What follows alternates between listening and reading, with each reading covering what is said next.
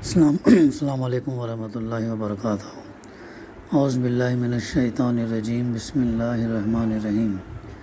وَلَقَدْ فَتَنَّا قَبْلَهُمْ قَوْمَ فِرْعَوْنَ وَجَاءَهُمْ رَسُولٌ كَرِيمٌ أَنْ أَدُّوا إِلَيَّ عِبَادَ اللَّهِ إِنِّي لَكُمْ رَسُولٌ أَمِينٌ وَأَنْ لَا تَعْلُوا عَلَى اللَّهِ إِنِّي آتَيْتُكُم بِسُلْطَانٍ مُّبِينٍ وَإِنِّي عُذْتُ بِرَبِّي وَرَبِّكُمْ أَن تَرْجُمُونِ۔ صدق اللہ العلی العظیم۔ رب اشرح لی صدری ویسر لی امری واحلل عقدۃ من لسانی یفقہوا قولی رب زدنی علما۔ ہم ان سے پہلے فرعون کی قوم کو اسی آزمائش میں ڈال چکے ہیں۔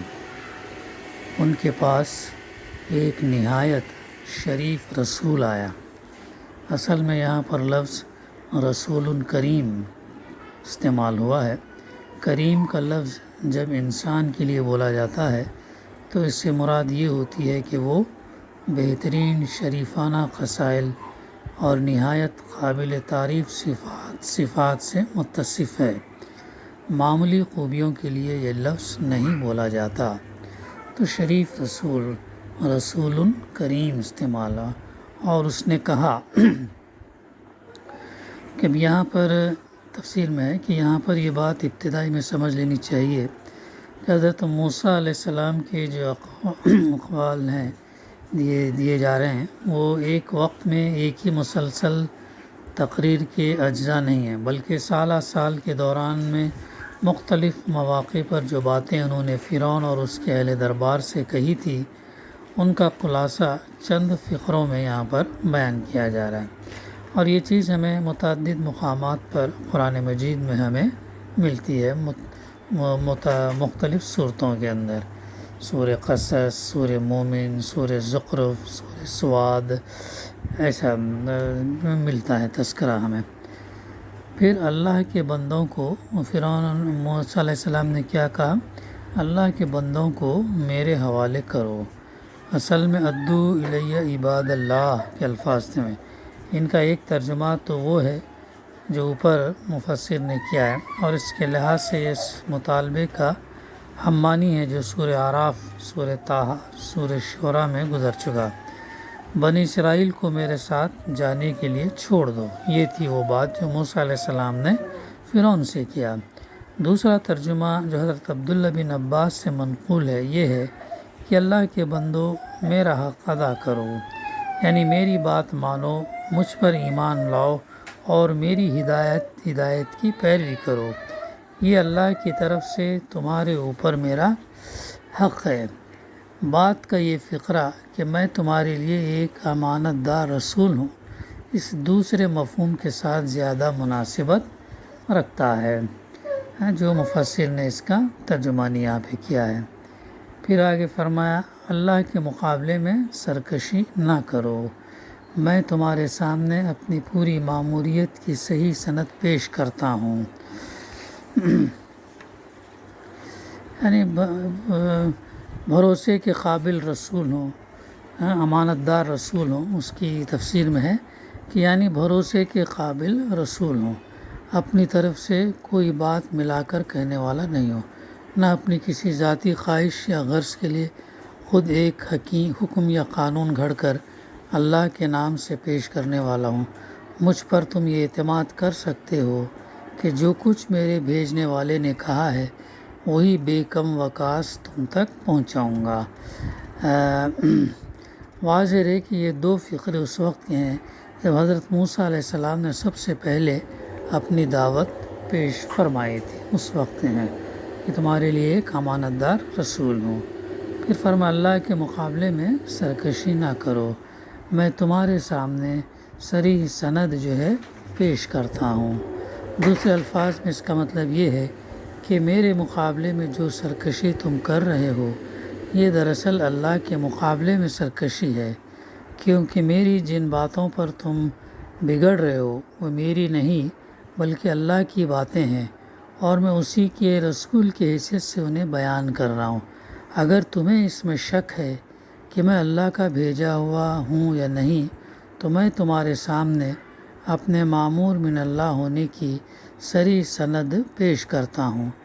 اس سند سے مراد کوئی ایک معجزہ نہیں ہے، بلکہ معجزات کا وہ طویل سلسلہ ہے جو فرعون کے دربار میں پہلی مرتبہ پہنچنے کے بعد سے آخر زمانے قیام مصر تک حضرت موسیٰ علیہ السلام فرعون اور اس کی قوم کو سالہ سال تک دکھاتے رہے۔ جس سند کو بھی ان لوگوں نے جھٹلایا، اس سے بڑھ کر سری سند آپ پیش کرتے چلے گئے۔ یہ اس کی طرف اور میں اپنے رب یعنی وَإِنِّي أُوذْتُ بِرَبِّي وَرَبِّكُمْ أَن تَرْجُمُونِ، اور میں اپنے رب اور تمہارے رب کی پناہ لے چکا ہوں اس سے کہ تم مجھ پر حملہ ور ہو۔ وَإِن لَّمْ تُؤْمِنُوا لِي فَاعْتَزِلُونِ، اگر تم میری بات نہیں مانتے تو مجھ پر ہاتھ ڈالنے سے باز رہو۔ اس کی تفسیر میں ہے یہ اس زمانے کی بات ہے جب حضرت موسیٰ علیہ السلام کی پیش کردہ ساری نشانیوں کے مقابلے میں فرعون اپنی ہٹ دھرمی پر اڑا ہوا تھا، مگر یہ دیکھ کر کے ان نشانیوں سے مصر کے عوام اور خواص روز بروز متاثر ہوتے چلے جا رہے ہیں، اس کے ہوش اڑے جا رہے تھے۔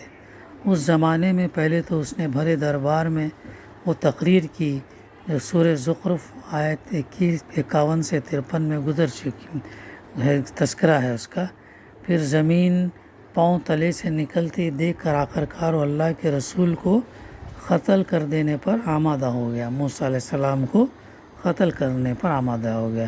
اس وقت آپ نے وہ بات کہی جو سورہ مومن آیت 27 میں آئی ہے، انی عُذْتُ بِرَبِّي وَرَبِّكُمْ من کل متکبر لا یؤمن بیوم الحساب، میں نے پناہ لی اپنے رب اور تمہارے رب کی ہر اس متکبر سے جو روز حساب پر ایمان نہیں رکھتا۔ یہاں حضرت موسیٰ علیہ السلام اپنی اسی بات کا حوالہ دے کر فرعون اور اس کے ایان سلطنت سے فرما رہے ہیں کہ دیکھو میں تمہارے سارے حملوں کے مقابلے میں اللہ رب العالمین سے پناہ مانگ چکا ہوں، اب تم میرا تو کچھ بگاڑ نہیں سکتے، لیکن اگر تم خود اپنی خیر چاہتے ہو تو مجھ پر حملہ ور ہونے سے باز رہو۔ میری بات نہیں مانتے تو نہ مانو، مجھ پر ہاتھ ہرگز نہ ڈالنا ورنہ اس کا بہت برا انجام دیکھو گے۔ پھر فدعا ربہ ان ہؤلاء قوم مجرمون، آخرکار اس نے اپنے رب کو پکارا کہ یہ لوگ جو ہے مجرم ہے۔ آخرکار پوری کوشش کرنے کے بعد میں موسیٰ علیہ السلام نے اپنے رب کو پکار کر کہا کہ یہ لوگ جو ہے مجرم ہے، یعنی یہ حضرت موسیٰ علیہ السلام کی آخری رپورٹ ہے جو انہوں نے اپنے رب کے سامنے پیش کی ہے۔ یہ لوگ مجرم ہیں، یعنی ان کا مجرم ہونا اب قطعی طور پر ثابت ہو چکا، کوئی گنجائش ان کے ساتھ رعایت برتنے اور ان کو اصلاح حال کا مزید موقع دینے کی باقی نہیں رہی۔ اب وقت آ گیا ہے کہ حضور آخری فیصلہ صادر فرمائیں، یہ ان کی گزارش ہے۔ جیسے نوح علیہ السلام جو ہے 950 سال تک 900 سال تک جب ان کے سامنے اپنی قوم کے سامنے علانیہ اور چپکے اور فردن اجتماعی طور ہر طریقے سے انہوں نے کوشش کی، اور جب وہ بات نہیں مان کر دیے تو آخرکار انہوں نے بھی جو ہے رب سے دعا کی کہ اللہ تعالیٰ یہ لوگ میری بات نہیں مان رہے۔ تو ایسا ہی معاملہ جو ہے یہ ہم کو یہاں پر موسیٰ علیہ السلام کا ملتا ہے۔ تو اب یہ لوگ مجرم ہیں، تو جواب دیا گیا فَأَسْرِ بِعِبَادِي لَيْلًا إِنَّكُمْ مُتَّبَعُونَ، اچھا تو راتوں رات میرے بندوں کو لے کر چل پڑو، یعنی ان سب لوگوں کو جو ایمان لائے ہیں، یعنی موسیٰ علیہ السلام پر جو لوگ ایمان لائے ہیں ان میں بنی اسرائیل بھی تھے اور مصر کے وہ قبطی باشندے بھی جو حضرت یوسف علیہ السلام کے زمانے سے حضرت موسیٰ علیہ السلام کی آمد تک مسلمانوں میں شامل ہو چکے تھے، اور وہ لوگ بھی جنہوں نے حضرت موسیٰ علیہ السلام کی نشانیاں دیکھ کر اور آپ کی دعوت اور تبلیغ سے متاثر ہو کر اہل مصر میں سے اسلام قبول کیا تھا۔ تو یہ تین قسم کے لوگ تھے جو موسیٰ علیہ السلام کے ساتھ جو ہے نکل پڑے. تو فرمایا تم لوگوں کا پیچھا کیا جائے گا، تم لوگوں کا پیچھا کیا، یعنی ابتدائی حکم ہے جو حضرت موسیٰ علیہ السلام کو ہجرت کے لیے دیا گیا تھا. پھر وَأُتْرُكِ الْبَحْرَ رَهْوًا إِنَّهُمْ جُنْدٌ مُغْرَقُونَ، سمندر کو اس کے حال پر کھلا چھوڑ دے، یہ سارا لشکر غرق ہونے والا ہے. یعنی یہ حکم اس وقت دیا گیا جب حضرت موسیٰ علیہ السلام اپنے قافلے کو لے کر سمندر پار اتر چکے تھے اور چاہتے تھے کہ سمندر پر عصا مار کر اسے پھر ویسا ہی کر دیں جیسا وہ پھٹنے سے پہلے تھا، تاکہ فرعون اور اس کا لشکر اس راستے سے گزر کر نہ آ جائے جو معجزہ سے بنا تھا.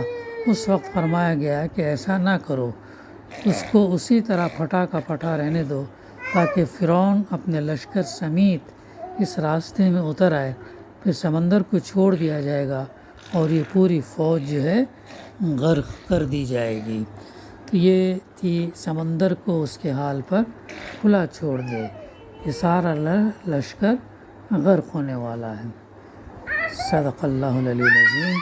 اس کے بعد انشاءاللہ آئندہ سلسلہ جاری رہیں گا. دعا ہے کہ اللہ سبحانہ و تعالی ہمیں کہنے سننے سے زیادہ عمل کرنے کی توفیق عطا فرمائے. ربنا تقبل منا انک انت السمیع العلیم وتب علینا انک انت التواب الرحیم. صلی اللہ تعالی علی خیر خلقہ وعلی آلہ وصحبہ اجمعین. الحمد للہ رب العالمین.